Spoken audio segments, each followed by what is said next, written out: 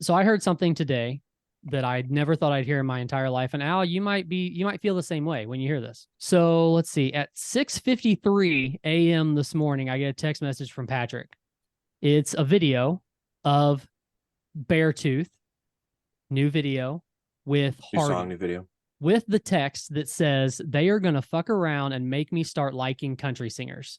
Never in my life did I think I would hear Patrick Blair. Never did I think I would say that. But the song rules. It's fucking awesome. They are my favorite band. And But here's the thing. I don't know that is Hardy like straight country. I don't know Hardy much. okay, can I give you full disclosure? I didn't know who that was. I had to look him up. Okay. But Well, when I that's the looked him idea, up, right? yeah. I mean, when I looked him up, he's a country songwriter. He writes songs for Florida Georgia Line, all the stars. Okay. He's written songs for them. So I guess he's more of, I mean, he's a solo artist too, but I guess he's more renowned as a writer for those folks. But Okay. you know, when he sings on the track, you can tell a little country twang to his voice or whatever.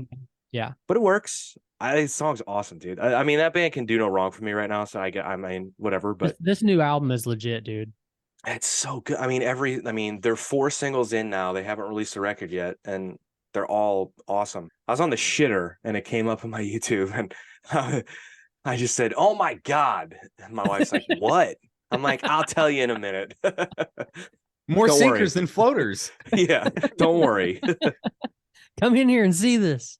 Yeah, I was about to say that, but I immediately showed it to her. I was like, "Can you believe this?" But what a good idea. Also, the guy obviously has a following.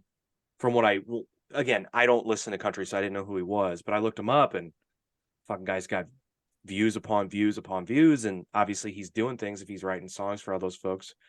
But what a good idea on Beartooth's part to But what do you mean by what a good idea? Like the reason why I say that is because it almost sounds like you're saying that we haven't had like this kind of a crossover before. I'm not saying that. I just think for them, what a good idea. Because I've said this to you on the podcast before. When every song they've released for this record, when I go to YouTube and I look at the views for the video, I'm like, God damn, I feel like this should have so much more. Right. And maybe I just think they're bigger than they are. And I don't mean that as an insult by any means, but I hold them to I guess a higher standard than most people. So I think for them, it's a good crossover technique or move or whatever. I don't know. But I feel like the subject matter of the song and the songs that they've put out thus far for this record, it's a whole new sort of vibe. Whereas before, Caleb's lyrics were really sort of dark, and I'm in a bad place. I'm trying to figure it out, and I feel like we talked about this again. I don't mean to be redundant, but like with these songs, he's like, I've kind of figured it out and I feel better, but let's work on it some more. Like, let's come together and keep doing this type. Like, that's the overall theme I get out of all of these songs. And with this song, it's especially like that. But the music video is goofy. Like, they're playing golf and they're just goofing around in a golf cart and they're recording the song. Like, it's just fun. And, you know, for a heavier band, and I'm using air quotes for people listening, like, you know, like for them to just be silly, it's like, you know, I guess it's still a little bit against the rules from time to time for heavier music. So I think it's cool. And I think it's a good move. I'll shut up now. But I don't know. Al, have you heard the song? I have not. I mean, I'm not really I don't know what you call Beartooth fans, if they're toothies or like you have Swifties. See, why you gotta be weird about it? You could have just said I'm not a Beartooth fan. I'm just not a toothy, you know. I didn't think you were, to be honest with you. No, and the stuff that I've heard from Beartooth, I enjoy it. It's just, you know, I don't listen to that type of music on my daily. You know what I've been listening to is Smash Mouth, Fu Shu Mang, their first album. Great fucking album. And it's like, you know, R.I.P. Steve. You preach it, R.I.P. Yeah. And I've been saying for years that is one of the most underrated albums ever made. You. Like, I'm serious. Like, I believe you. Please just give it a shot. Please, Patrick, my children. I just keep forgetting. I'm sorry. I don't deny it. I don't doubt it. No, it's just good. Anyway, R.I.P. Steve. We love you. I'm just not a big like modern. If it's modern and it's heavy, it's got to have more than I guess what the status quo has been for the last 20 years of heavy music, right? Where it's just like big breakdowns, big Yeah. chuggies, big screams, big drops. It's like I need melody, bud. I need good See, I melody. think they And have that. I think they do too, but like Yeah. I need good melody that like isn't also compressed to high holy hell in my eardrums. Like I listen to some of these newer albums and like it fatigues me instantly. And like I don't know if it's like I'm just getting You're getting older old, and Bubba. yeah, I know, right? You're It's losing like touch, man. Well, so but are you? like listen to Beartooth and then listen, and I know it's like the genre wise it's completely out in different spectrums, right? But you listen to an album and I could guarantee the newest Beartooth or who else is like in that space, I guess, like Bring Me the Horizon, or who's like Sure. any of Dayseeker. the, yeah, exactly, even Dayseeker. Like you listen to those kinds of albums and then you run back and you listen to like Rumors by Fleetwood Mac, and it's like Oh, it's just feel Jesus. I didn't think you were going that far back. no, I I mean, did. I did. or just go back and listen to fucking like the Eagles, even, you know what I mean, like, or whatever. And those, that's heavier Yeah. Yeah. than Rumors, I would say, right? I mean, like even their like rock stuff, it's like it's not as like chaotic in your Well, that's to be face the expected, entire though, right? time. I know, but it's like if your genre is based off of just like you're on this fucking roller coaster and you're No, I never feel you. getting off. You know what I mean? Yeah. Yeah. Like Yeah. you're going in a loop and you don't stop. And it's like, okay, thank you. Do you have an acoustic breakdown somewhere, please? Just can we stop hitting the fucking LA2A so hard? I'm just it's fatigued me to a point where I'm like, eh. I'm I get. thinking I about get what you're saying. I'm thinking about the playlist in my phone, like two different playlists that I have. One is easy listeners and one is gym bangers. And that's like the two things that you just named. Yeah. Well, I And did they that. are I did complete that opposites of today. each other. I did that today. I listened to all the new Beartooth songs, back to back to back, starting with Riptide, ending with the newest one that came out today, and then and I thought I was going to go back, but you went way further back than I was. But then the next thing that played for me, because I told Colt that I was like, I got to get back into this record, I want to listen to it again, was In Utero by Nirvana. That was Yeah. the next thing that played. And Great total example. difference. Total Great total example. difference. But sonically speaking, they're both fucking so good. And I know there's the dynamic is so crazy and different, but I appreciate both. And I guess in different ways. But I know what you're saying, I guess is the point of what I'm saying. I Yeah. understand that. Because when you go from one to the other, it's like, oof, that's yeah. Yeah. Al, are you Yeah. actively looking for new music very often, or are you still? Almost never. That's what Almost I never. I think we've actually had this conversation where it's like probably. I'm so stuck on my old shit. Like I'm on my bullshit almost every day. You know what I mean? Like, and if I listen to Bo Burnham's Inside, like the soundtrack to that, like that's what I start my day with most days, because it's like it's just fun little stuff. I enjoy it. It's just quippy and whatever. And like Was that the last? his Like, like his Netflix special. yeah, well, was that the last one that he put out? Was that the He did the one that was in his mouth the Inside. whole time? He did like, yeah, well, he was in, he was, it was during the quarantine and all that, but Yeah, like yeah, okay, yeah, yeah. he did the actual like Inside and released it on Netflix, I guess. And then he did like a behind the scenes, it's like Inside Outside or something, I can't remember what it was called, but it was like a behind the scenes ish plus extras, and like had extra songs on it, whatever. But it's like I listen to crap like that. Like I'm not, I don't know, man. I don't care. Like fuck your band, like I don't I'm over it. Like anybody who's doing new shit, it's like great. I'm happy for you. We're getting into this Fine. time now where I have friends that are like you that are like, dude, this is what I listen to. It's like me trying to play like Papa Roach for my dad, and my dad's like a Creedence Clearwater Revival and an Right. Eagles and all that, and he's like, dude, what is this shit? Like, get this out of my ears. Let play something better. Yeah. I don't, maybe I've just been so busy, and like I don't give myself time to listen to music, right? And I should, like, if I'm gonna try to be a musician at any point in my life of doing things, but like I don't know, especially right now, I don't have any active musical projects, any active, I should say.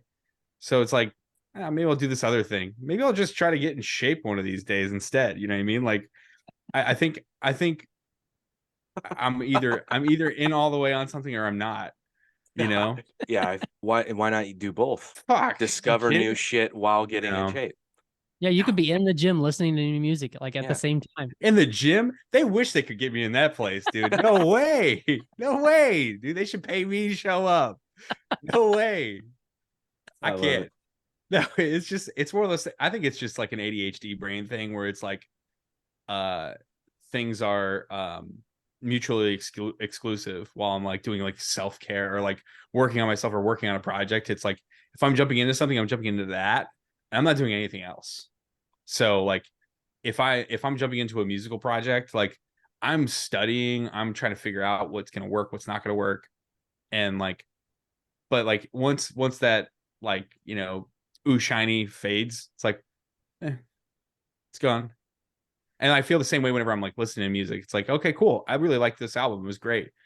I'll listen to it maybe 4 or 5 times, and then it could never, you know, grace my whatever. I don't do Spotify, but like, you know, my Apple Music or that boy. Whatever. Yeah, I don't fuck Spotify, dude. do we release this on Spotify? We do. Yeah, we do. Well, fuck you. So, so it's. I think it's just getting older / losing interest in monotony / maybe jaded. Yeah, maybe jaded is the right word for that.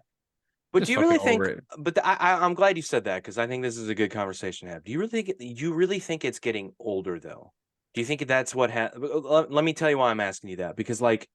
For me, and again, this might be totally anecdotal and it might just be, you know, my thing, but see, like for me, I gotta challenge myself to like listen to new stuff only because it inspires me. And it not doesn't even need to be like an inspiration musically. It just inspires me to just feel whatever that feeling that song gives me that I just listened to act upon that feeling and do something good that day. You know what I mean? Like yeah, for sure. And you can still get that from old stuff you've been listening to for years and years. But when you have something new, it just, for me, it adds that extra little bit of a boost and a little bit of like, I'm glad I discovered that. Now let me go ahead and capitalize. I know that's so lame and I sound like such a dork, but like, I totally understand. So for me, as I get older, I don't want to like miss out on younger stuff. And I don't even know when I say that, I don't even know what that means. Cause like, is there a rule that says you have to listen to an artist that's the same age as you or within the same like age demographic as you? Like when I just went on a family vacation, and my nieces and nephews are all, you know, 2 are in college and the other 2 are, one's going to be going to college in a year. The other's going to be in high school next year. And we did a family playlist, a vacation playlist on stupid Spotify. I added 16 hours of music long before anyone added one song.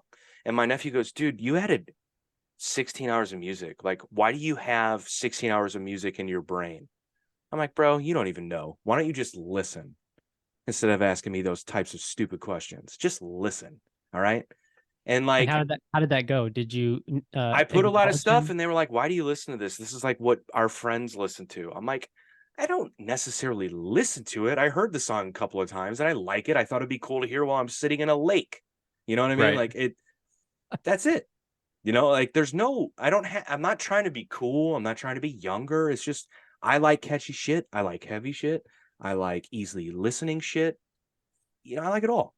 That's the way it is. I don't know. Do you think there's something like, there's a word for it now and I can't remember what it is, but like, kind of the Netflix thing or the Hulu, the streaming service thing where, you know, you scroll through it forever and then you just land back on the one thing that you're used to watching, like The Office or something like that.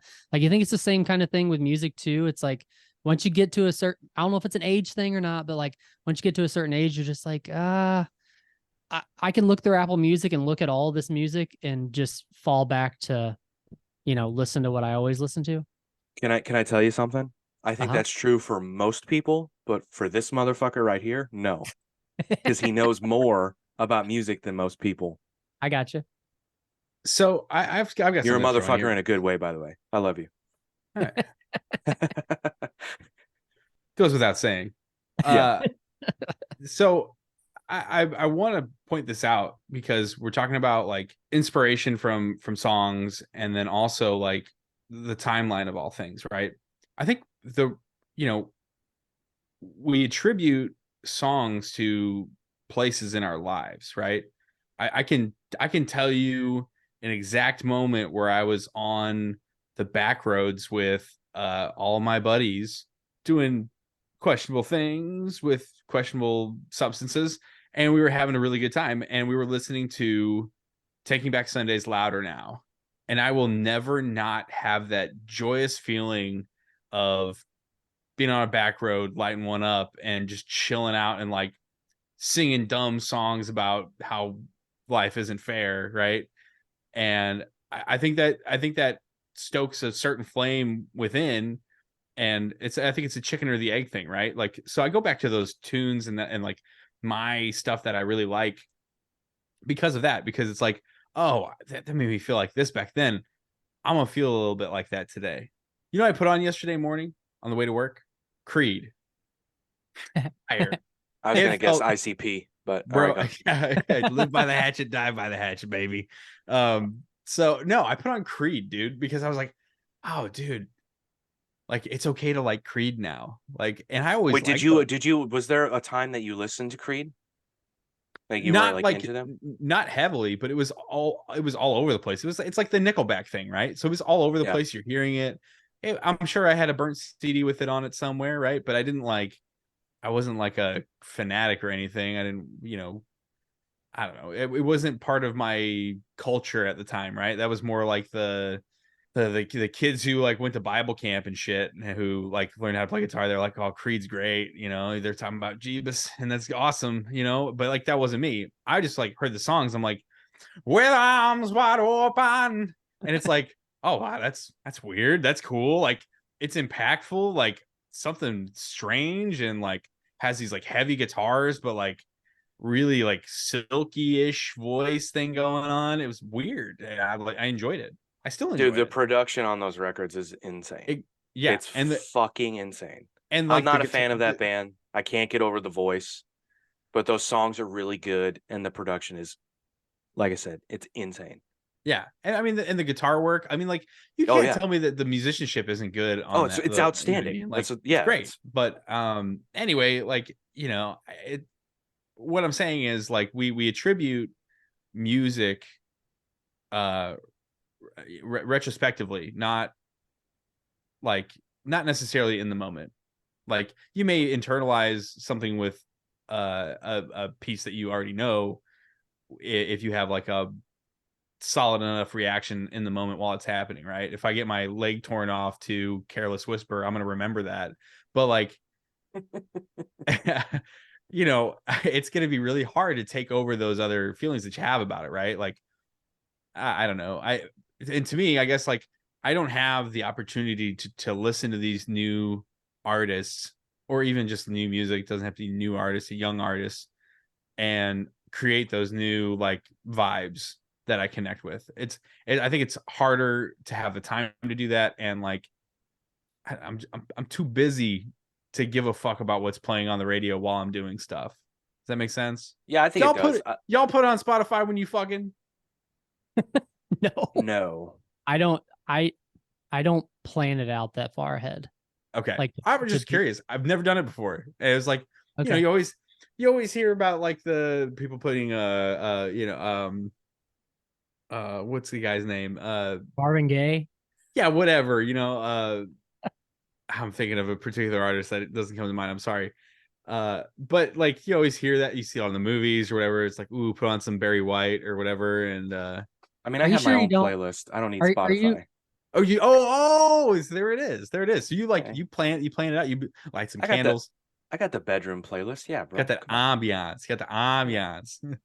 There's I've a never. Gwar on it, and yeah. Yeah. No, mine's ICP, like we were talking about. I keep Yeah. 2 liters of Fago next to the bed.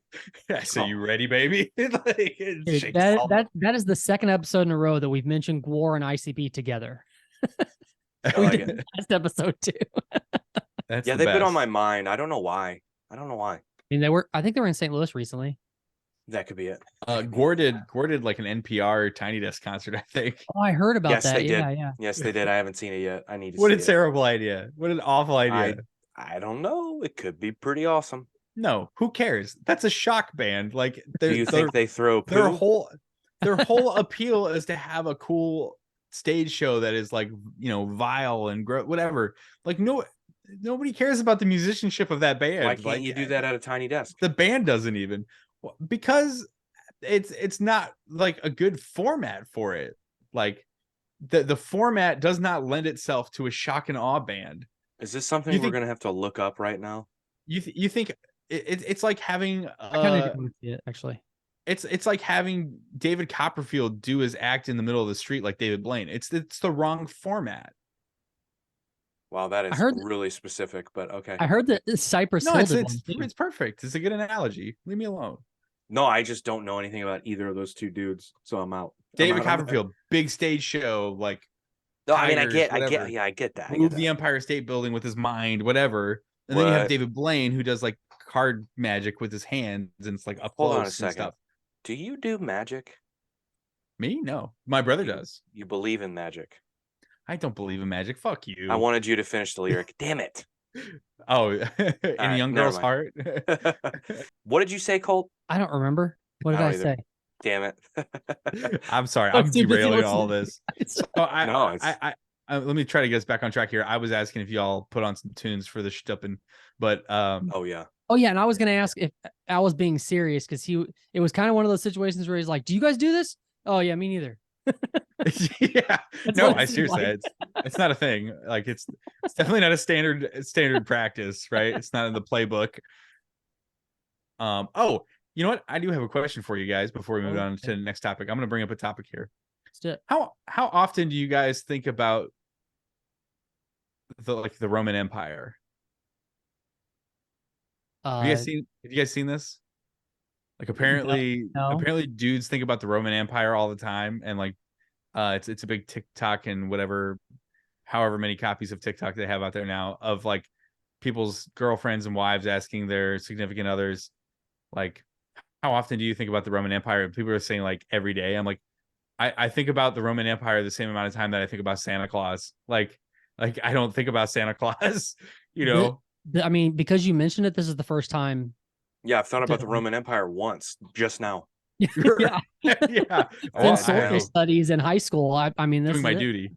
Anyway, I don't know. It's a thing. Apparently, like, guys, it's the new. It's probably, and we might just be older. The same way that certain dudes are like obsessive about like World War II and like that kind of stuff. You know, they have the saying goes, right? Like, it's whenever you turn 30, you got to get either really into World War II or you have to get into smoking meat. I just seen that today. Was it on Facebook or something? I literally just seen that quote today. It's in the machine, dude. There's like 20 million posts that say the exact same thing like that. But okay. Like, I think that might be like the new thing, right? Instead of it being like World War II, it's the Roman Empire instead. Yeah, I'm out on that one. Yeah, me too. I don't know shit. Anyway, it's a relevant thing. All right, somebody else talk. I'm fucking flapping. I want to see the tiny desk. Are you gonna bring up the tiny desk for? I will if you really want to see it. Yeah, I do kind of want to see it. I mean, who doesn't want to see that? Like, if they ever had a song that was like on the radio that like no. I think about Gore the same amount that I think about the Roman Empire. Saw that coming. Yeah, here he is. Hey, don't tee it up if you don't want to go. That was a layup, dude. Like, my bad, man. My bad. Did you see the Juvenile one? Oh, I loved it so much. Excellent. It fucking was great. Yeah. We played it on this show for one of the episodes. Come on, fellas. Get on with it.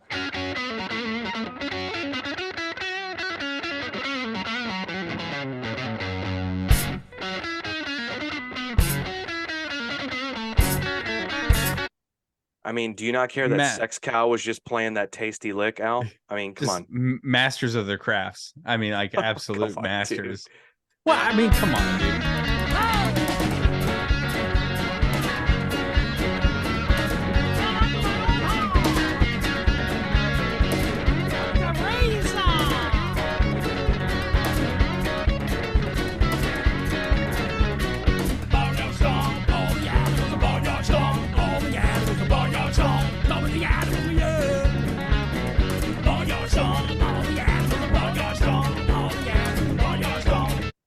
Can you guys help me? Is the singer wearing a fat suit or is he fat?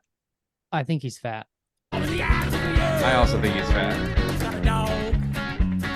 He just put on bigger tits. Yeah, okay, I get it now. Look at the belly. The belly's I think those abs are real though. I got a funky fish. Got a big long dick dog, took it off, gonna come ding dang ding dong, slap it whether we want to.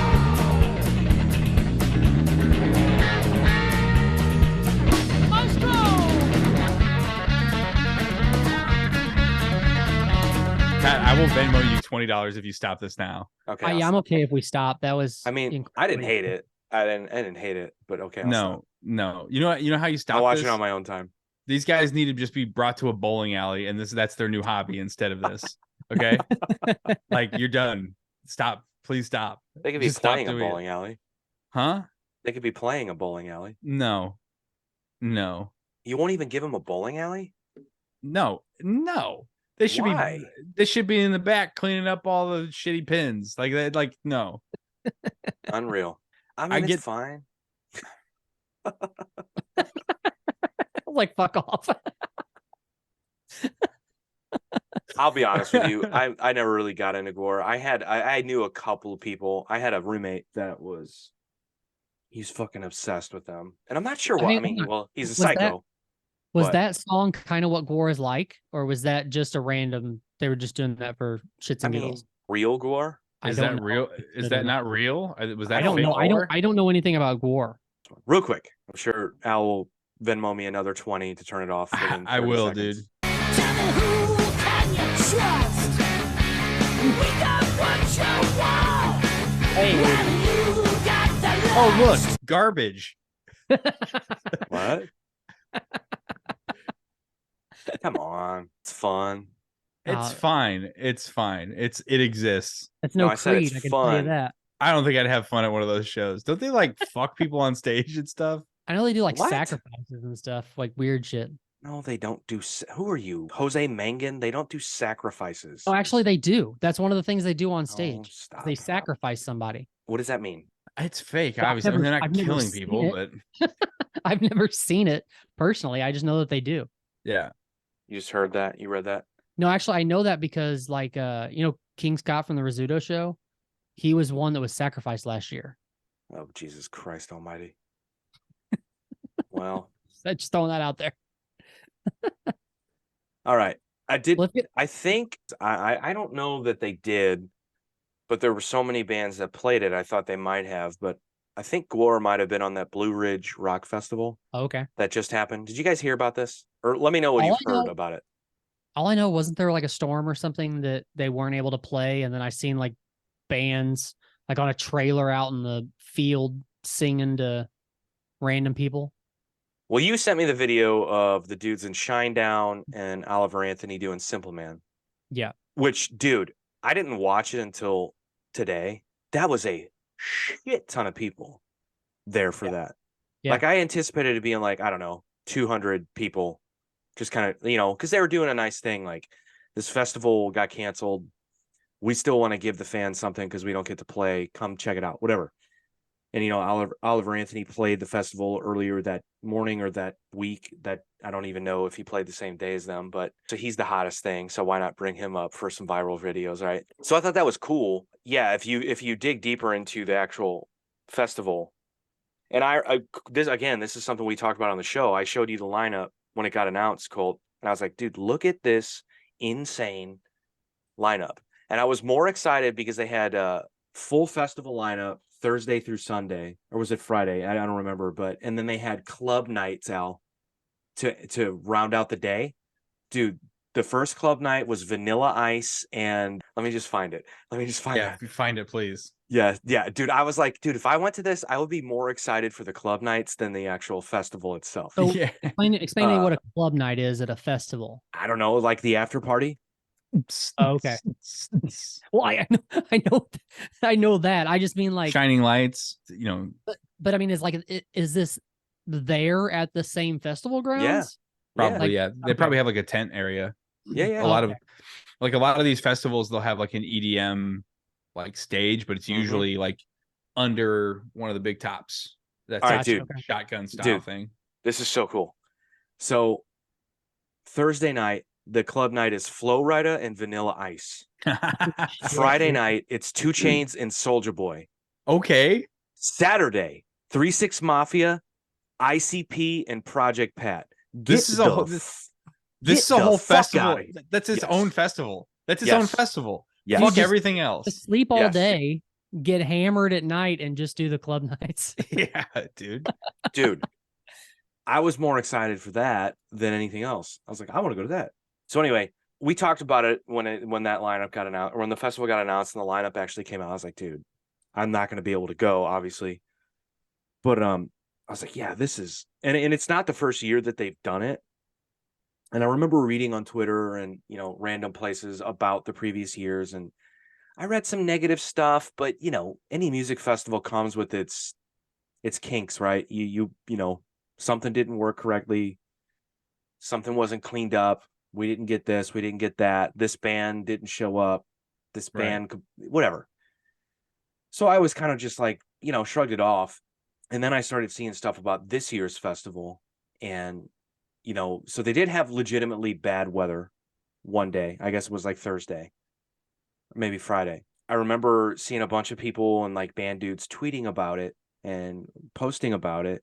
And they go, hey, don't believe anything you hear about this festival from here on out. They're going to blame the weather. They're going to use the weather as the scapegoat to, it's just a shit show.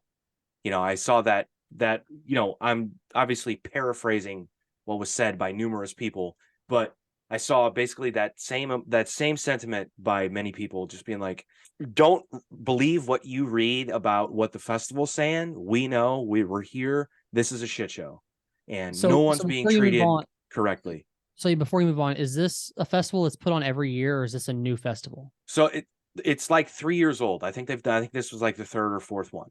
Okay. Fourth at the most. So, and we'll watch a video. That dude talks about it, and I think he mentions how many years they've done it. But you know, it's a part of this new wave of rock and metal festivals, which I really like, and I've been to a couple of them, where they've created a circuit for all of these elder bands to, this is how you make your living now.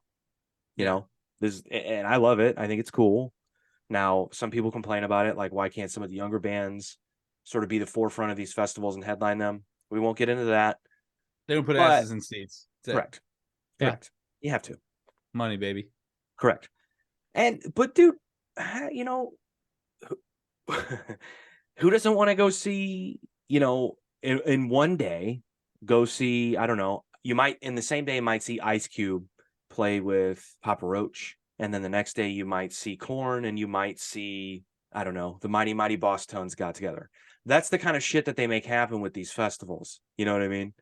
So for older folks and then the folks that kind of live on nostalgia, which is what we do these days, it works. So anyway, you know, people were just going on and on and on about, you know, don't believe what you read from the people of this festival. This is a shit show.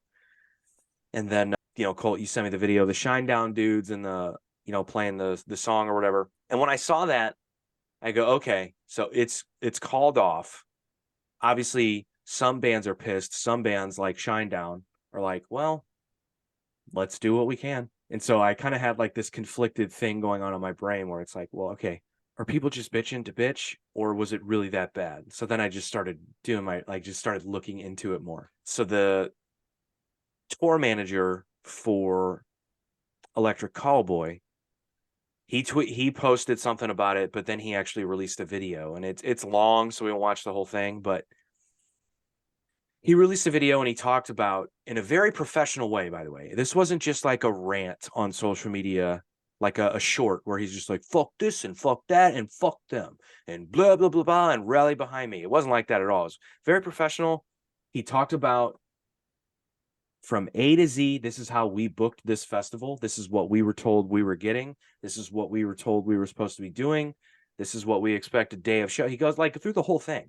So I had a profound respect for the fact that he took the time to do that. Because honestly, if you're a part of a shit like a shit show day like that, you get emotional and you just do something stupid, right? Now he waited. He didn't do it the same day. Obviously, he waited and collected his thoughts and put together something. But like, he could have very easily been an asshole And Al, I'm sure you've encountered them. We know plenty of tour managers that would have just taken to the airwaves and been like, yeah, fuck these people. They fucked us over. And Yeah. you I think know, there's the potential for that. I think tour managers kind of get a bad rap because like they're assholes. 100%. The ones that need to be are assholes are the ones who need to be assholes in the times where they need to be assholes. And that's what makes a good tour manager to some degree, at least in my experience of seeing them, you know. Yeah. I mean, if you're not able to fight for your band, then you're useless on the road and especially with a, you know, lower tiered band or, you know, somebody who's not getting as good booking and billing. Yeah. I'll tell you a quick funny story and we'll get back. Sorry, but it just made me think about it. Am And I I gonna was actually laugh? I was thinking about this guy when I watched this video.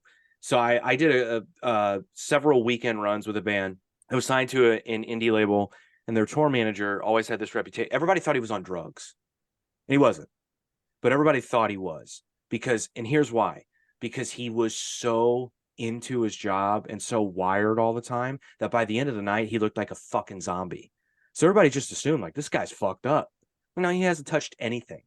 He's just Yeah. that way. Like he's been so on top of everything and so stressed out by it. Like he let it consume him to the Yeah. point that he would be zombified. And when I heard about this and I watched this video from this tournament, I thought about that dude. I was like, if he were to have been in this situation, this would have been the type of video that he would have put out because he was the guy who knew every detail about everything. So much to the point that it almost killed him, I think, like in a way. Like he was just like so into it. But the band, they fucked around and they you know, didn't deliver on a lot of things. So he felt like he was responsible and he like felt obligated to like, you know, assume the responsibility of like, yeah, we fucked up, which really wasn't fair to him. And he didn't have to do that, but he did. And so it made me think of him. And anyway, so I guess my point of talking about this dude is like, I really appreciated the fact that, and you guys can tell me if I'm wrong, but the way that I translated this was that he took a really professional approach to like, hey, this could have been a really great moment for a lot of people, but they made it a really shitty moment for a lot of people. And he said, most importantly, it's not about us. Yeah, we had a bad day. We, the band, had a shitty day. Nothing happened that was supposed to happen. But also, what about the stagehands, the stage manager, the catering, like everybody that was there to make sure that this day ran smoothly? They were working their asses off and they got fucked over by production. Like that was his main point. And he's like, I don't want to throw anyone under the bus, but that's who fucked this up. And he's like, I don't think this festival was planned properly from the beginning. He tour manages a shit ton of bands, and he does not do, and he actually makes it a point to say, like, hey, I'm not Electric Callboy's full-time tour manager. And oh, by the way, this was their first time to North America. Oh, really? No. Yeah. That sucks. Yeah. Yeah, they've notoriously been like, yeah, we don't want to leave Europe to go on tour. And they finally gave in and did it. And this is one of the experiences they have. Now, Welcome obviously, to they America. have their own tour scheduled, so they're going to do just fine with that. But like, you know, they booked festivals, and this is one of the things that happened. So anyway, we'll make for an interesting video because, to be honest, I was not planning on doing any content while I was on tour. I think at this point it's no secret to anybody that I am currently on tour with Electric Callboy. I'm tour managing the Techno World Tour in North America.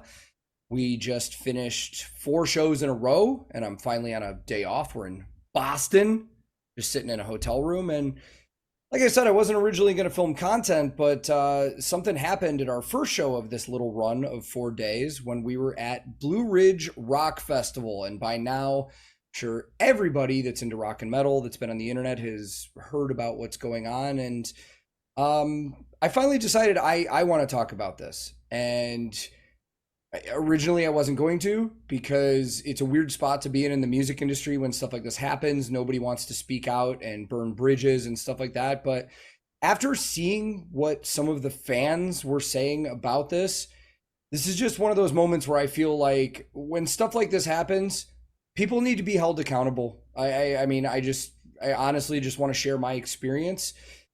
Before I really dive into anything, I do just want to preface. So this is the really important thing too, and this is why I think I like this guy's approach. He several times throughout this says, "Hey, keep in mind this was our experience. Other bands might have had it completely different, but this was our experience." So again, when I say people need to be held accountable, it's for our experience, not the entire experience. But then you mirror that with all the fans complaining about it and other bands. It's like, oh, but good on him for that.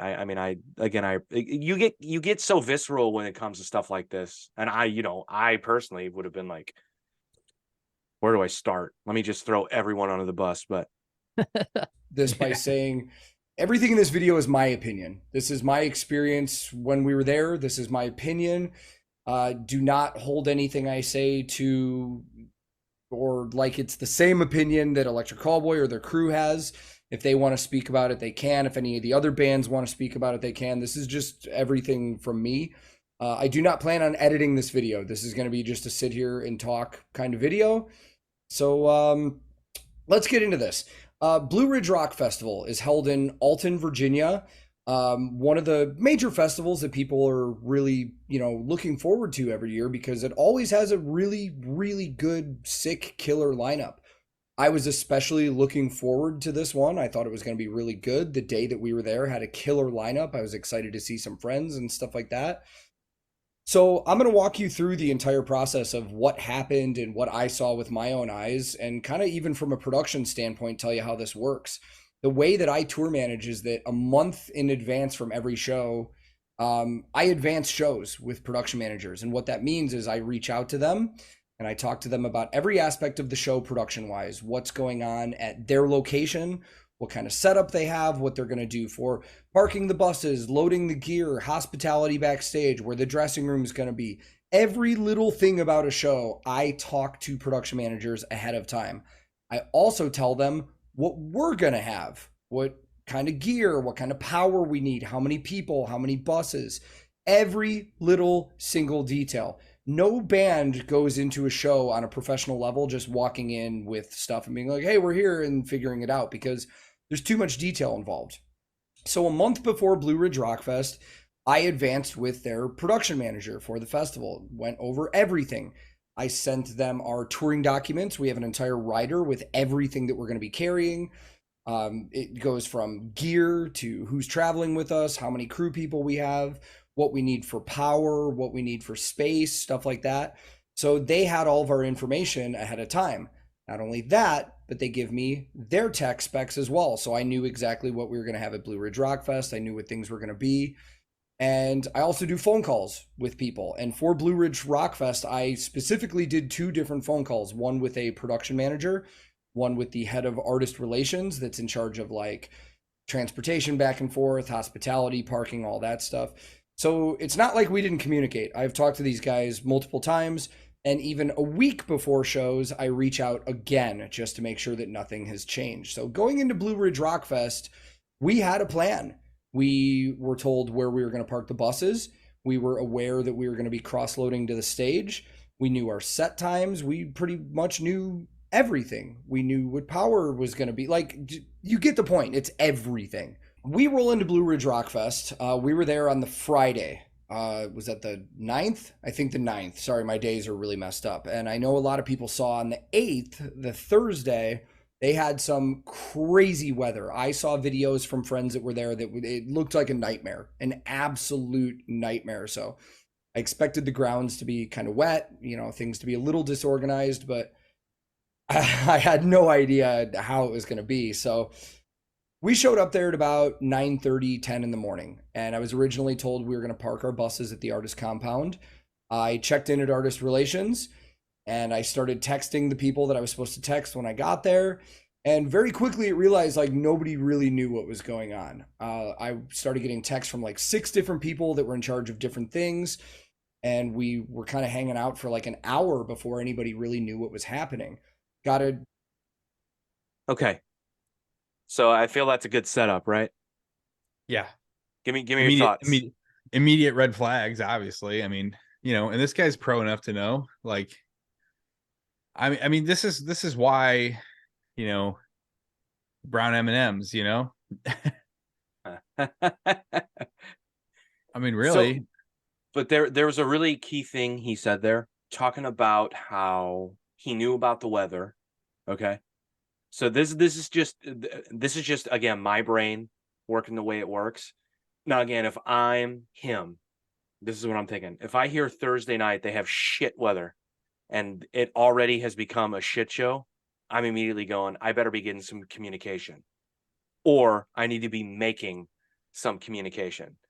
But all things considered, to be fair, he should be expecting it because things didn't go according to plan day one. I'm going to show up on day two. Let me know what I'm walking into. Right. And Yeah. one of the things that I saw someone tweeted was, and I think he even mentions it in this video, but I don't know if he says who, and I wish I could remember who it was, but someone tweeted it was a guy from a European band or a band from Europe who, they do all the festivals in Europe. He goes, honestly, like if this were in Europe, this festival would have been shut down. It wouldn't have made it to day two, given all that had happened on day one and how bad things were going production wise and everything like that. So again, I echo the sentiment, like, where's the communication about what we're walking into? Now again, that's a big ask because you have a shit ton of bands, you have a shit ton of crew, you have everybody to take care of. But when you book something like this, there has to be something, right? There has to be a contingency plan somewhat. Or am I asking for too much? Well, I mean, these festivals this large happen all over the US every year. I mean, They so it's do. not like it's a new thing. I mean, it always comes down to the money, right? But like, when you have something like of that high caliber and like, that much production to be done in, 4 days, however long it is, I mean, there's got to be somebody actually, there's got to be at least 2 or 3 people who come together and call the shots of what's going to happen next, right? Yeah. And it sounds like that didn't filter down, and like all I can think about is Woodstock 99. Yeah. Like Yep. when I watched this and when I saw all the tweets and the Facebook posts and the Instagram stories, I was like, oh my God, this just feels like Woodstock 99. Like, So just you so have guys who are in charge that don't really know what's going on, right? So, I mean, can you give me an idea? So we're talking like there's production issues and stuff like, I mean, so we don't have to watch 36 minutes of this. Like give me an idea of what the issues are that they're having that communication is not fixing. Yeah, and I wish I had timestamps. I do know that I can pick a spot. I'll get close. There's another thing that I want you guys to hear him say. So essentially what happens is they show up and like he said, they thought they were going to park at the artist compound. No, they had to park a mile and a half away. So first problem they have is the buses have to be a mile and a half away. There are no trailers. There are nothing to get their gear from that point to where it needs to be. There are no forklifts. There's nothing like, and then also there are no people there to take their drivers to the hotel because their drivers have just driven for several hours. They need to sleep because they have a place to be the next day. So Right. like when this happens, like those bus drivers aren't at the festival sitting around thumbing their asshole. They're sleeping. They're zonked out sleeping so that they can fucking drive all night, throughout the night that evening following to the following morning. So nobody's there to take the bus drivers to their hotel. So the bus drivers have like a 2-hour delay of getting under their sleep in, and then they have a green room that doesn't have AC, and they're basically told like, we're working on it. Sorry. And it's, oh, by the way, it's 100 degrees, 95, like 100 degrees.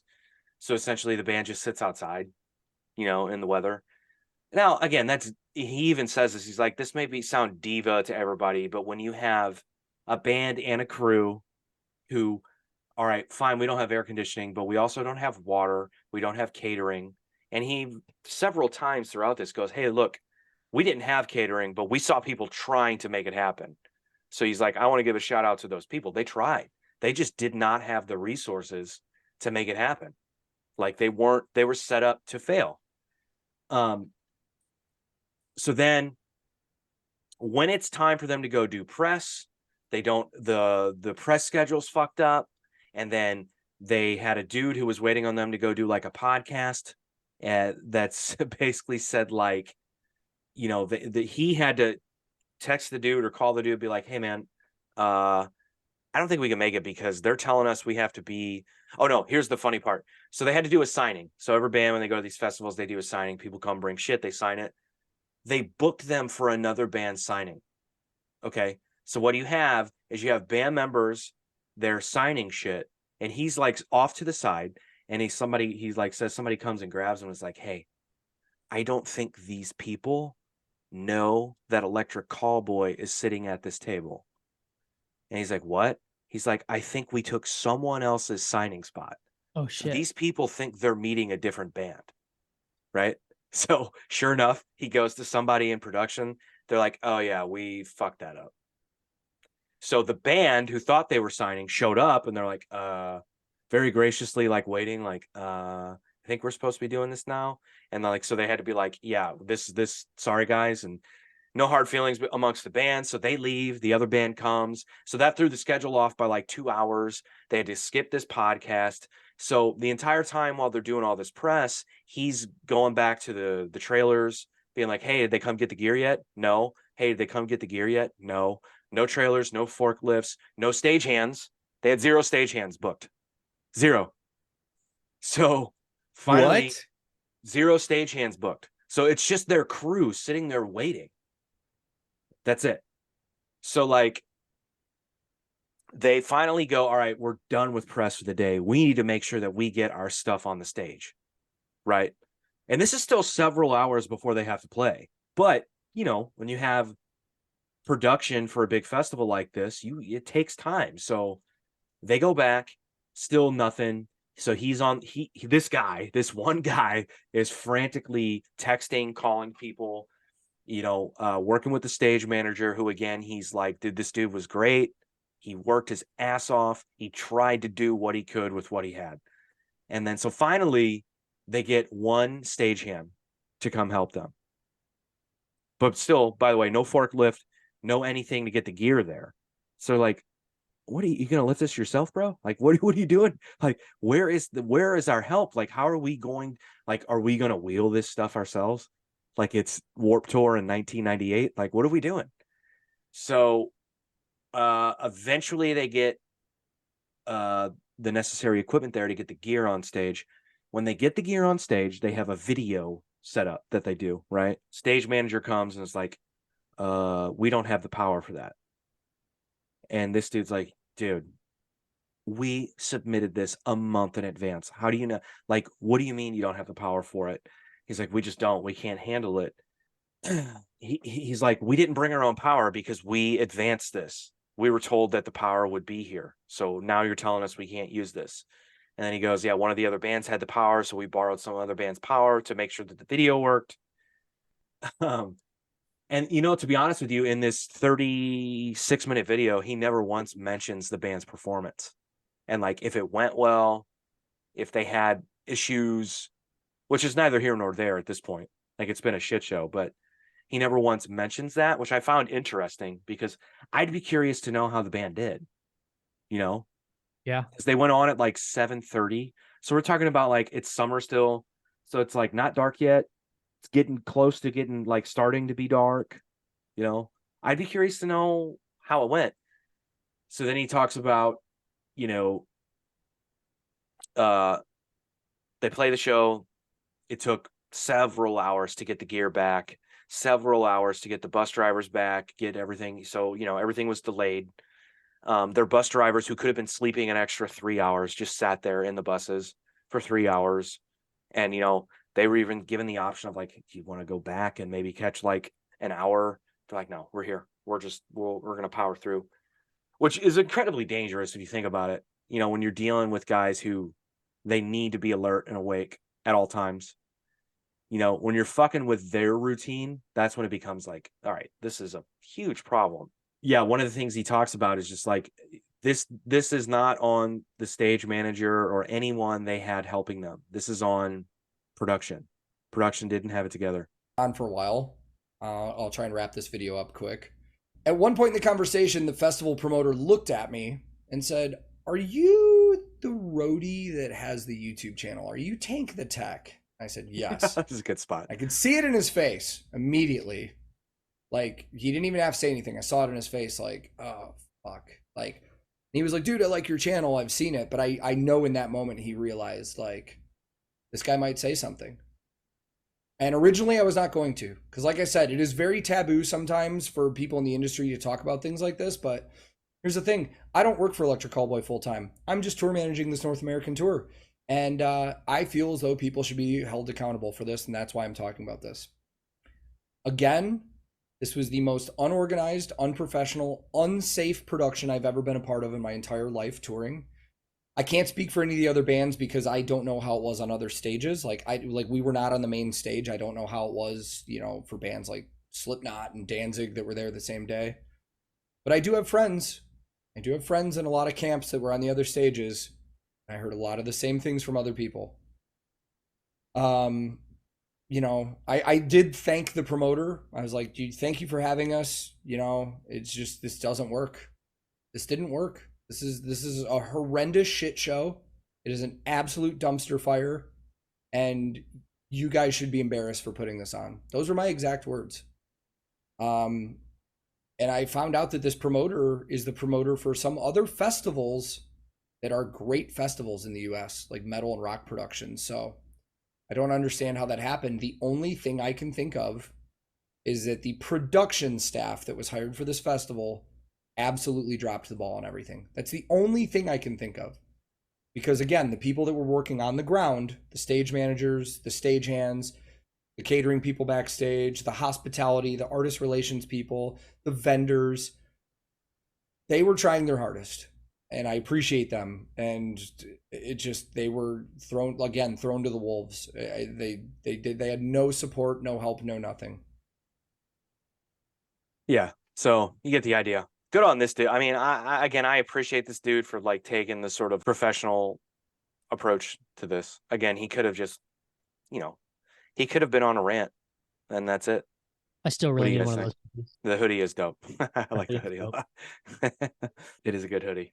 What do you think? Yeah, that's a bad day of work, you know, and everybody gets them, but it sucks whenever you've got a situation where it's basically just like out of your control, right? I mean, it sounds like, you know, he did his best to try to get the information ahead of time, and like I don't know, I don't know if does he state like if that's like a production like company that was hired out, or if it was like, you know, this piece here. I don't know.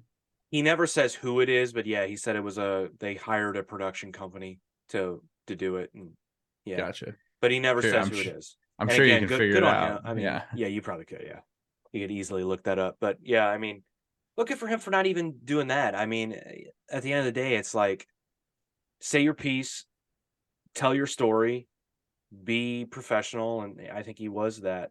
That's a bummer, man. I mean, I love festivals like that, man. I've been to quite a few, and you and I have played a few, and I think I don't get as invested into the production of it as a tour manager does. You know, I just want to know, like, when do we play?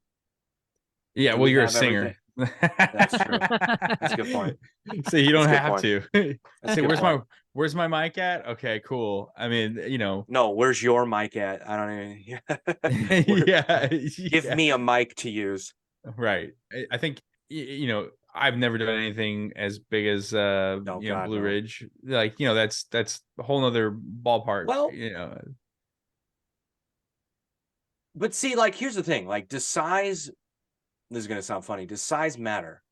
I Meaning, think like, if we're comparing like one of the side stages to like probably one of the bigger productions I've been a part of, then I've probably been close to that, but maybe not. But no, I mean, like, as far as like it being a well-oiled machine, you know, does the amount of bands booked on a given amount of days matter as much as like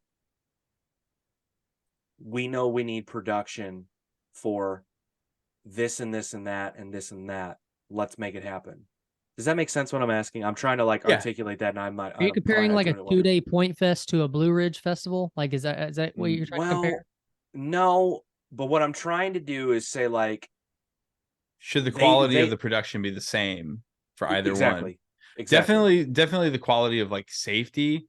I'll tell you right now, I've never been a part of a lower tier fest that didn't have a stagehand. I've never Mhm. been a part of a lower tier fest that didn't have some type of catering. I've Right. never been a part of a lower tier fest that didn't have, there may have been some problems with like timing for, a podcast or a signing or an interview, whatever. But like, that's like a typical thing. It's like just timing things that are timed out icky and then they didn't work out or whatever. And, you kind of work through that. I'm sure that TM knows that. But like, I like the no stagehand thing. That is bonkers. I mean, that's Yeah. look, the Pops stage at Point Fest, right? In comparison, a nothing festival that has a local band stage, right?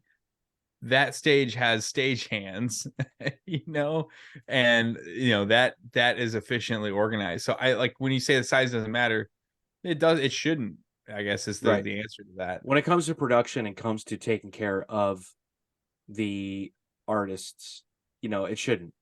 However many bands you have booked, I don't care if it's 100 or 10. You need to have the necessary resources to make sure the show runs smoothly for those artists. Period. And if you've overwhelmed yourself and you've overextended and cut back somewhere, yeah, it just sucks, man. I don't like hearing stories like that because I get excited when I see a lineup like that. I want that for myself as much as I want it, or I want that for other people as much as I want it for myself. That is Right. really insane experience that like when I was a kid, like, dude, I didn't go to my first music festival until I was like late teens, right? But when I was a kid, I remember my sister went to college in Kansas City, and they had the Kansas City Blues and Jazz Festival every year out there, and it's huge. I mean, huge. It's a huge deal out there for them, or was. I don't know how big it is anymore. I mean, but I remember when I was a kid, we were visiting, and I went there that day, and I just remember being in awe of like all the stages and all the people and all the music, and like, oh my God, this would be so fun. Like, I just started playing guitar, and like, you know, I just remember going, this fucking feels awesome. This feels like such a cool experience. Now, obviously, I'm a kid and I don't know shit, but like that changes some people. You want that experience to go well for everyone, or you Right. want to try, that, I guess that's my point of telling that story. So like, it's a bummer that you have a festival with so many great bands that kind of just, it's going to go down as one of those, like a Woodstock 99 or whatever. Maybe they'll recover. Who knows? I hope they do. But I find it interesting that it's like on the heels of, or what's the one out in the desert, Burning Man, having all the issues too. I mean, like, I don't think it had problems with stuff except for the weather, but I mean, what a nightmare that is. Yeah, that's the first time that's ever happened, right? Like, I mean, it was like massive flooding and stuff. I mean, I guess, I don't know. Yeah, I'm not aware of it flooding other times. I mean, it's the desert, Right. like, should have listened to Al Gore, I mean, we're having problems. Like, Yeah. Old sad face Gore. He knows all. Yeah. Streets